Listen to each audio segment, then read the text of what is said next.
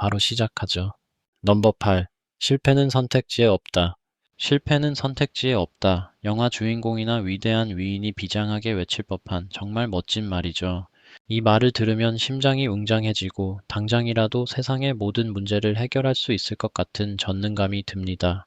하지만 현실 세계에서 이 말을 당신의 신조로 삼는 순간 당신은 아마 아무것도 시작조차 못하는 겁쟁이가 될 가능성이 높습니다. 이제 막 자전거를 배우려는 어린아이가 있다고 상상해 보세요. 부모가 그 아이에게 넘어지는 건 선택지에 없어. 단 한 번의 비틀거림도 없이 완벽하게 타야만 해라고 말합니다. 어떤 일이 벌어질까요? 아이는 페달에 발을 올리는 것조차 두려워하게 될 겁니다. 넘어질 가능성이 100%인데 그 실패가 허용되지 않는다면 남은 선택은 시도하지 않는 것뿐이니까요. 결국 아이는 자전거를 멀찍이서 바라만 보다가 영원히 타는 법을 배우지 못할 겁니다. 이런 사고방식은 심리학에서 말하는 성취 마비, achievement paralysis를 유발합니다. 실패에 대한 극심한 공포가 새로운 도전을 막아버리는 거죠. 인간의 뇌가 무언가를 배우는 과정 전체는 말 그대로 실패의 역사입니다. 일단 시도하고 처참하게 실패하고 뇌가 이 방법은 아니구나 라는 데이터를 수집하고 다른 방법을 시도하고 또 실패하고 이 무한한 실패와 수정의 과정을 통해 새로운 신경 경로가 만들어지고 기술이 습득되는 겁니다. 실패를 선택지에서 지워버리는 것은 당신의 뇌에게 학습 기능을 꺼라고 명령하는 것과 같습니다.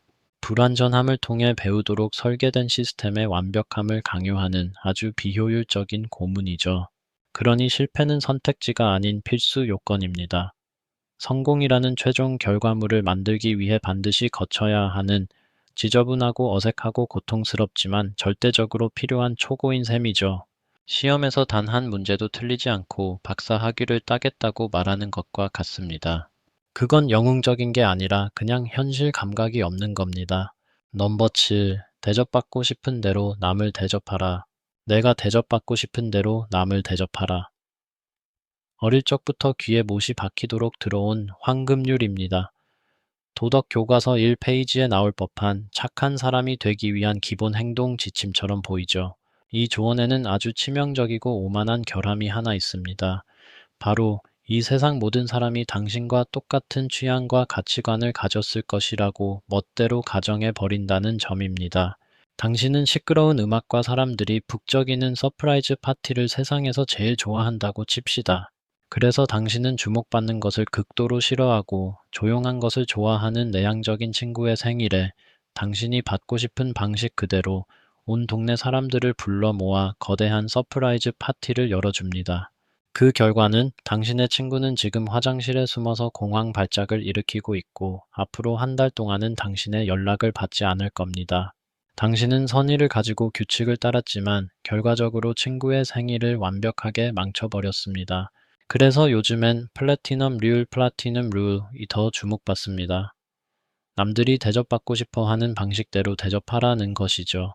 여기에는 상대방의 입장을 이해하려는 공감 능력, 그 사람을 관찰하는 섬세함, 그리고 내 멋대로 판단하기 전에 상대방의 의견을 직접 물어보는 노력이 필요합니다.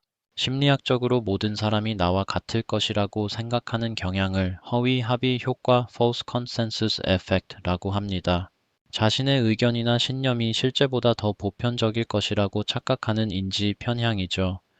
황금률을 맹목적으로 적용하는 것은 이 인지 편향을 도덕적 명령으로 포장하는 것과 다를 바 없습니다. 요컨대 황금률은 세상의 중심이 자기 자신인 5살 아이에게나 어울리는 조언입니다. 성인이라면 누군가를 알아가려는 수고를 덜어주는 게으른 지름길 대신 그 사람을 탐구하는 탐정이 되어야 합니다. 그게 훨씬 더 어렵지만 화장실에 숨는 친구를 줄이는 가장 확실한 방법입니다. 넘버 6. 그냥 너 자신이 되어라. 그냥 너 자신이 되어라. Just be yourself. 정말 힘이 나는 말처럼 들리죠? 모든 디즈니 영화와 자기 개발서가 이구동성으로 외치는 주문입니다. 하지만 여기에는 아주 위험한 함정이 있습니다. 만약 지금 현재의 너 자신이 약속에 맨날 늦고 방은 돼지우리이며 입만 열면 남 탓을 하는 게으름뱅이라면 어떡할 건가요? 당신이 중요한 외과 의사직에 면접을 보러 갔다고 상상해 봅시다. 당신은 추리닝 차림에 머리도 감지 않은 채로 나타나서 면접관 앞에서 과자 봉지를 뜯으며 말합니다. 아니요, 당신은 보안 요원에게 끌려 나가게 될 겁니다.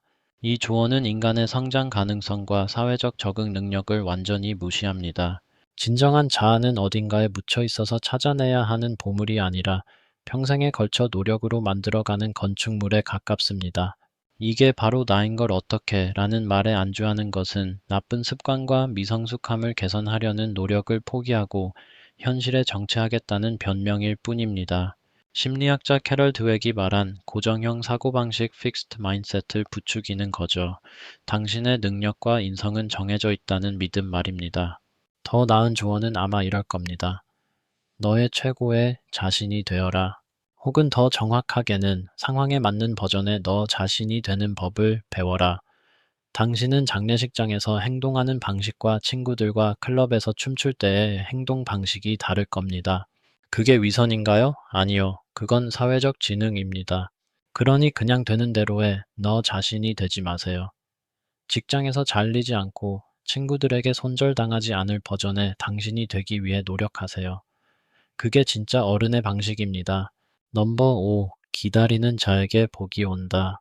산 정상에서 수염을 기른 현자가 명상을 하며 읊었을 것만 같은 아주 심오하고 인내심 강한 말처럼 들립니다.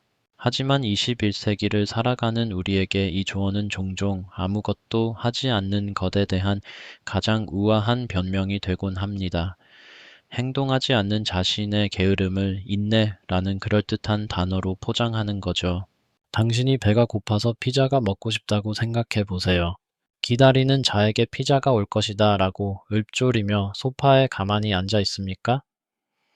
언젠가 우주가 당신의 기다림에 감동해서 피자 배달원을 문 앞으로 순간이동 시켜줄 거라고 믿으면서요?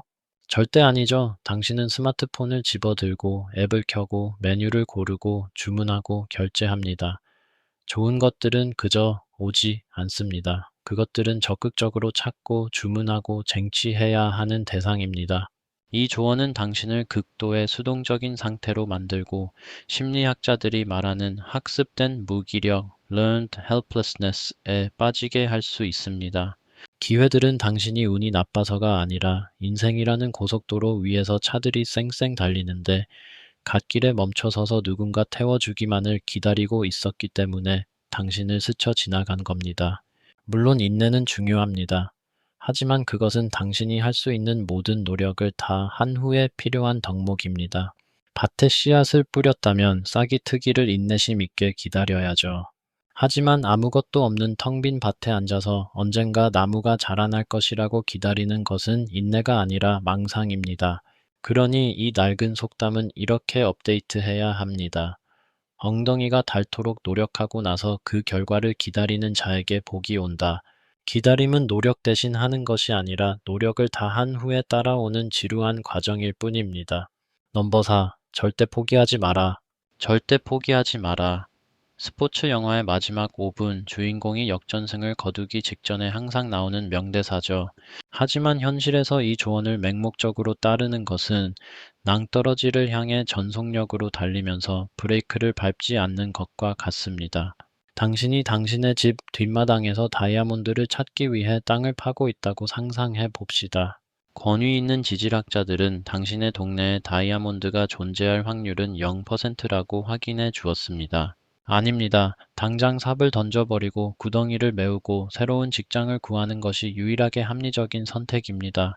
이 조언이 위험한 이유는 매몰 비용의 오류, sunk cost fallacy라는 강력한 인지 편향을 부추기기 때문입니다.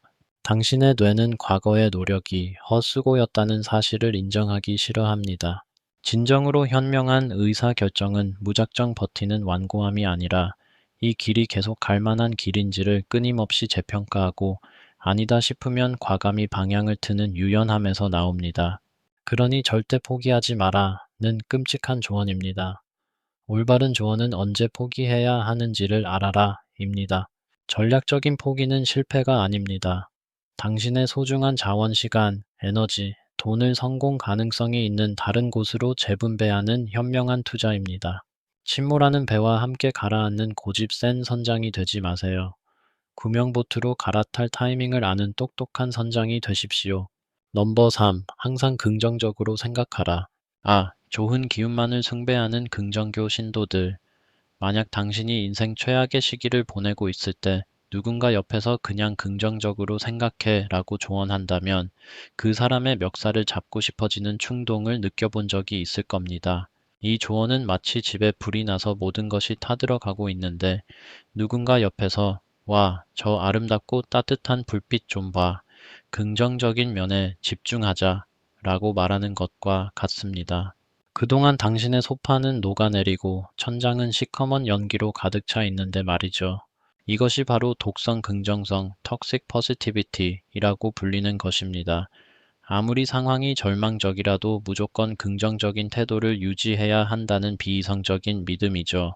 하지만 당신의 뇌는 그렇게 생각 없이 작동하도록 설계되지 않았습니다. 슬픔, 분노, 두려움 같은 부정적인 감정들은 제거해야 할 버그가 아니라 당신의 생존에 필수적인 데이터입니다. 두려움은 저기 보이는 성난 곰을 쓰다듬지 말라고 경고하는 신호입니다. 분노는 누군가 당신의 경계를 함부로 침범했다는 것을 알려주는 신호고요. 슬픔은 당신이 소중한 것을 잃었고 그 상실을 애도하고 치유할 시간이 필요하다는 신호입니다. 이런 중요한 신호들을 긍정적으로 생각하자는 말 한마디로 억지로 억누르는 것은 시끄럽다는 이유로 화재 경보기 배터리를 빼버리는 것과 같습니다. 당장은 조용해서 편할지 몰라도 결국 당신은 온 집이 잿더미가 된 후에야 사태를 파악하게 될 겁니다.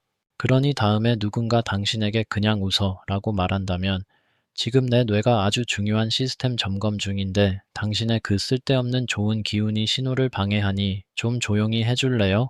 라고 대답해 주세요. 당신의 감정은 당신이 생각하는 것보다 훨씬 똑똑합니다.